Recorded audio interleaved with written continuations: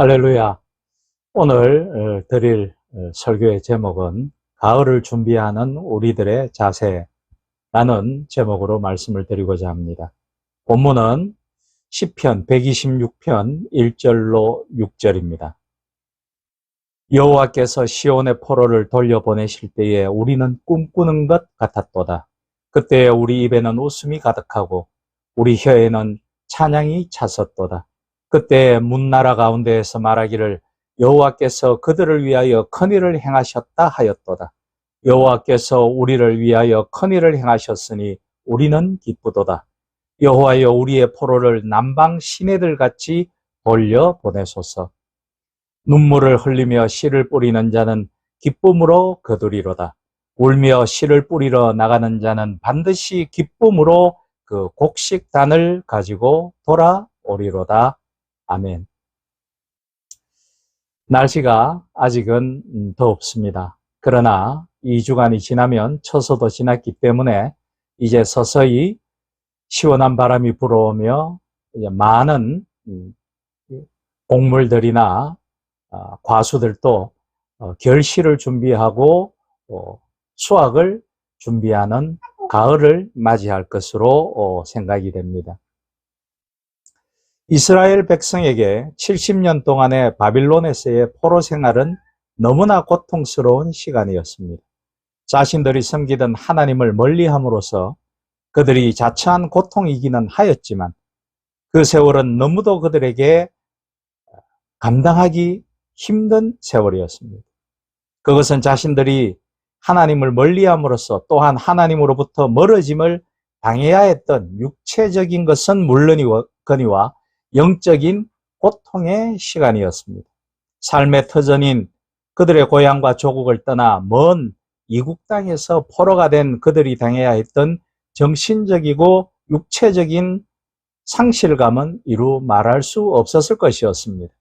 하나님을 외면한 그들은 결국 하나님으로부터 유기되었습니다. 방치되었다라는 거죠. 버려졌다라는 거죠. 하나님을 향한 영적 삶이 바로 서지 못한 결과 육적인 삶의 고통으로도 이어졌던 것입니다.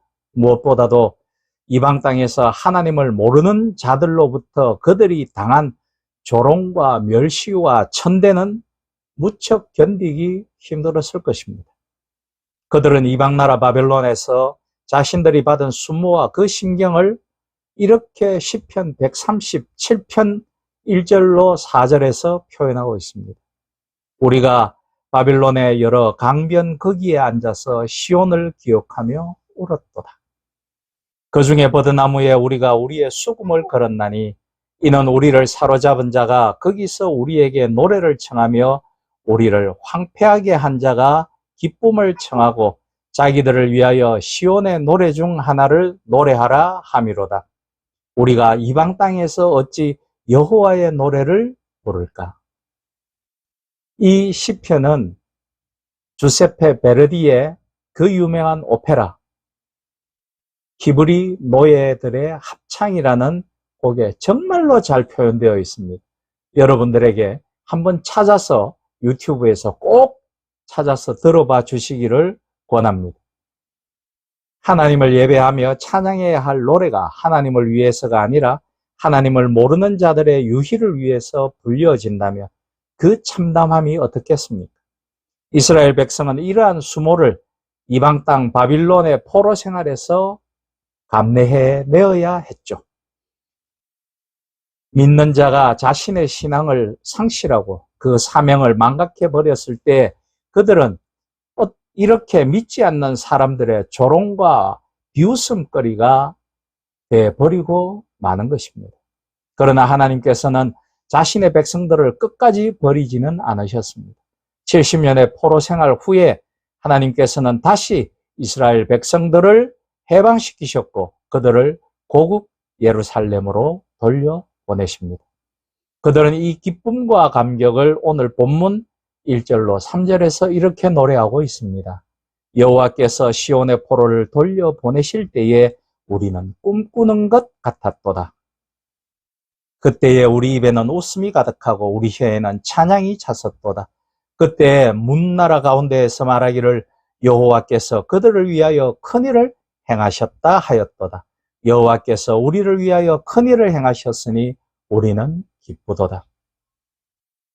그러면서 그들은 계속하여 절망의 세월, 고통의 시간 속에서 희망을 버리지 말아야 할 이유를 5절과 6절에서 계속 노래하고 있습니다. 눈물을 흘리며 씨를 뿌리는 자는 기쁨으로 거두리로다. 울며 씨를 뿌리러 나가는 자는 반드시 기쁨으로 그 곡식단을 가지고 돌아오리로다. 라고 말씀이죠. 눈물의 시간 속에서도 그들은 미래를 소망하며 고난의 세월 속에서도 오늘 씨를 뿌리라는 것입니다. 하나님이 계시기에 기쁨으로 단을 거두게 하실 하나님이 계시기에 말입니다. 그러므로 우리의 궁극적인 희망과 소망은 예수 그리스도요, 바로 하나님이십니다. 바벨론의 포로로 잡혀간 이스라엘 백성들은 희망이라고는 어느 한 구석에서도 찾아볼 수 없었습니다. 강대국 바빌론에 대항할 힘도 없었고 언제 다시 고국으로 돌아갈 희망조차 가느다란 그 빛조차 보이지 않았습니다. 그러나 하나님께서는 바로 그 이스라엘을 향해 희망을 포기하지 말고 씨를 뿌려야 한다고 말씀하십니다. 예수님의 십자가는 인간의 눈으로 보기에는 무기력함과 죽음과 절망의 순간이었습니다. 모든 것이 거기서 끝이 나는 순간이었습니다. 그러기에 제자들도 예수님의 십자가를 함께 짊어지지 않았습니다. 절망했기 때문이죠. 저분을 하나님의 독생자라고 믿었는데, 하나님이라고 믿었는데, 십자가에서 돌아가시는 그 순간 그들은 모든 것을 내려놓고 절망에 빠지고 말았죠.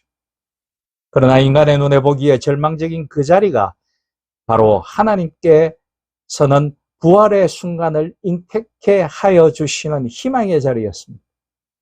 인간의 절대 절망이 하나님께는 절대 희망이 되었으며 인간의 불가능이 하나님께는 가능이 되었습니다. 그것이 우리를 궁극적으로 살리는 하나님의 계획이셨던 것이죠. 어떤 순간에도 우리가 희망을 버리지 않아야 할 이유가 바로 여기에 있습니다.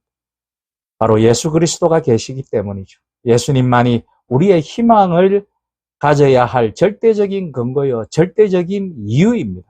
예수 외에 다른 이유를 가지고 이 신앙을 붙잡고 믿으려 하시면 안 된다라는 것입니다. 인간의 희망이 다 사라져버린 그 자리에서도 우리가 절망하지 않아야 할 것은 죽음에서 부활하신 하나님을 믿기 때문입니다. 조직신학자인 위르겐 몰트만의 희망의 신학이라는 책에 보면 그는 희망은 신앙과 떠들어질 수 없는 동반자라고 하면서 만일 우리에게 희망이 결여되어 있다면 우리가 아무리 그럴싸한 말을 한다고 할지라도 우리는 신앙이 없는 자임을 인정하지 않을 수 없다고 말하고 있습니다. 신앙의 사람은 희망을 가지고 살 수밖에 없다라는 것입니다. 바꾸어 말하면 어떤 환경 속에서도 희망을 가지고 사는 그 사람이 진정한 신앙의 사람이라는 것입니다. 여기서 희망은 꿈도 될 수 있고 여기서 희망은 비전이 될 수 있다는 것이죠. 우리는 성경에서 그런 말씀들을 수없이 많이 찾을 수 있습니다. 믿음의 사람들은 희망의 사람들이었습니다. 홍해 앞에서 모든 사람들이 절망의 한숨을 내쉬고 있었을 때 모세는 눈을 들어 하늘의 희망을 바라보았습니다. 깊은 감옥에 갇힌 바울은 그 몸에 착고까지 채워져 움직일 수 없는 상황이었지만 그 캄캄한 밤중 감옥에서 희망의 노래를 부를 수 있었습니다. 평생 모은 엄청난 재산과 많은 자녀들을 하루아침에 잃어버리고 자신의 온몸에 병까지 들어 신음하던 욥이 여호와의 이름을 찬송할 수 있었던 것은 하나님을 향한 신앙과 희망이 가슴속에 살아있었기 때문입니다. 육체는 사위여가도 우리의 희망만은 사위여가지 않았기 때문에 그 희망은 더욱 커져갈 수 있었을 것입니다. 신앙의 사람은 어떤 고난과 역경과 난관 앞에서도 절망하지 않습니다. 아니, 절망하더라도 곧 일어설 수 있습니다. 그들은 절망적 상황에서도 희망을 보고 먹구름 위에 있는 태양을 바라보며 꿈과 비전을 가지고 살아갑니다. 그 하나님이 우리와 함께 계시기에 우리는 오늘 또 희망 속에서 꿈을 꾸고 비전을 가지고 살아야 하는 것입니다. 히브리서 11장 1절 그 유명한 말씀입니다. 믿음은 우리가 바라는 것들 곧 우리가 희망하는 것들의 실상이라고 말씀합니다. 하나님은 우리에게 희망을 가질 뿐만 아니라 이제 씨를 뿌리라고 말씀하십니다. 눈물 속에서도 씨를 뿌려야 한다는 것입니다. 우리는 꿈과 희망을 가지고 살아야 할 뿐만 아니라 그것을 위해 열심히 씨를 뿌려야 합니다. 하나님의 법칙은 씨를 뿌리는 데서 결실하게 하는 것입니다. 아무것도 없는 것에서 우리에게 무언가 주어지지는 않는다라는 것입니다.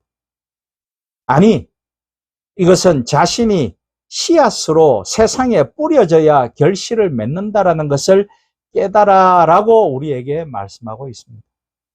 성공적인 신앙과 인생을 산 사람들의 공통적인 특징은 그들 모두가 무엇인가에 열심히 씨를 뿌리거나 스스로 씨앗이 된 사람들이라는 점입니다. 자신의 미래만이 아니라 하나님 나라를 위해서 헌신을 행한 사람들 말씀입니다. 우리가 참으로 어려운 저 세기 전에 이 한반도에 복음을 들고 찾아온 선교사들은 바로 씨앗을 뿌렸습니다. 학교라는 씨앗을 뿌렸고 의원, 병원이라는 씨앗을 뿌려서 이곳에 보건 의료와 교육을 심었습니다. 그들이 이 나라를 위해서, 이 민족을 위해서 행한, 그들이 키워낸 그 씨앗이 결실이 되어 행한 그 많은 결과들을 우리는 잘 알고 있습니다. 그것은 독립으로 이어졌고 6.25를 견디게 하였으며 가난했던 이 나라를 이제 세계의 선진국으로 만들었습니다. 그것이 선교사들이 한 일이었고 그들이 뿌린 씨앗의 결실이 이렇게 수확으로 이루어진 것이죠. 씨를 뿌리지 않고 결실을 거둘 수는 없는 법입니다. 땀과 노력이 없으면 열매도 없습니다. 수고하지 않고 열매를 거두려고 할 때 사람들은 진실보다는 탐욕에 사로잡히게 되고 정직보다는 거짓을 행하게 되며 정당한 방법보다는 부당한 방법을 사용하게 됩니다. 그것이 바로 사탄이 가장 기뻐하는 것들이죠. 오늘 여러분의 믿음과 삶의 밭에 씨를 뿌리는 일을 결코 게을리하지 마십시오. 여러분의 땀과 눈물을 아끼지 마십시오. 여러분이 뿌린 씨앗들은 자라나 가을이 오면 수확으로 추수로 거두어져 주님의 하늘 곡간은 물론이고 이 척박한 지상의 땅 위를 풍요롭게 만들어 줄 것입니다. 하나님께서는 오늘 우리에게 반드시 결실의 때가 있음을 말씀하고 있습니다. 기쁨으로 거둘 때, 기쁨으로 그 단을 가지고 돌아올 때가 있을 것이라는 말씀입니다. 봄에 씨를 뿌려 열심히 일하는 농부에게 하나님은 가을 추수에 풍성한 때를 허락하십니다. 이것이 하나님의 창조 법칙입니다. 만일 가을에 결실이 없다면 농부는 봄에 씨를 뿌릴 하등의 이유가 없을 것입니다. 하나님은 봄에 열심히 씨를 뿌려 가꾼 농부에게 또 그 자신이 씨앗이 되어 뿌려진 자리에 가을에 풍성한 수확을 선물로 주십니다. 그것이 하늘나라의 법칙입니다. 야곱이 말한 것처럼 풍찬 노숙하는 정처 없는 나그네 인생길, 그 인생길에 쓰라린 패배와 강도 맞고 속임당했던 순간과 건강조차도 잃어버린 고난과 역경이 얼마나 많이 있었습니까? 우리에게 말씀이죠. 거친 광야에 있어서 몰아치는 폭풍우를 홀로 견디며 감당해야 하는 힘겨운 시간도 있었습니다. 때로는 끝이 보이지 않는 어둠의 긴 터널을 통과해야 하는 깊고 깊은 밤도 있었습니다. 정도의 차이가 있을지언정 그런 험로를 겪어보지 않은 사람은 아무도 없을 것입니다. 하나님의 사람은 희망을 보는 사람이요, 희망을 주는 사람이요, 희망이 되는 사람입니다. 그는 어떤 절망적 상황에서도 희망을 포기하지 않습니다. 희망이기를 포기하지 않습니다. 넘어져 다시 일어나고 실패해도 다시 도전하는 씨앗을 뿌리거나 씨앗이 되기 위해 밭으로 나아가기 때문입니다. 그러면서 그는 하나님이 언젠가는 주실 결실의 때를 바라보며 가을에 저 풍요로운 들판과 바구니를 꿈꾸며 나아갈 것입니다.